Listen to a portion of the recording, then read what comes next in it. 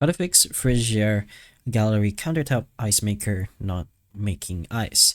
So if you are having this issue, it's usually something simple like a water supply or temperature or a minor blockage. So you can start by checking that the unit has enough water in the reservoir so that you'll be able to see something like this. There's actually ice, and also depending on whichever Frigidaire model you have.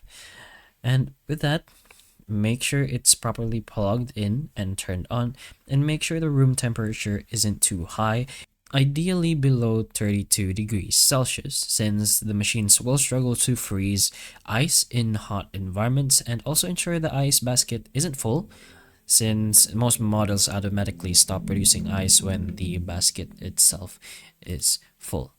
You have a little manual. If you do have a manual, there could be a instruction on how you could reset or how you could manually try fixing the error if you do have that in your manual. But if that doesn't fix it, you can try a quick reset by unplugging the machine for 5 to 10 minutes, then plugging it back in.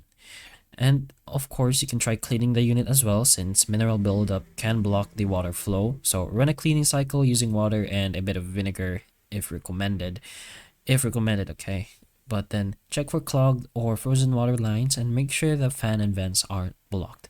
If the machine still isn't producing ice after the steps, it could be a faulty sensor or, let's say, an internal component, which may require servicing or replacement. One way you could do with this situation, you could go to your preferred browser and just go to the Frigidaire website. You could contact them and tell them your problem, or you could probably ask for a replacement. But that's pretty much a few options you have if your Frigidaire gallery countertop ice maker isn't making ice. So hopefully the information of this video can help you, and if it can, please like and subscribe for more videos like this, and that's all.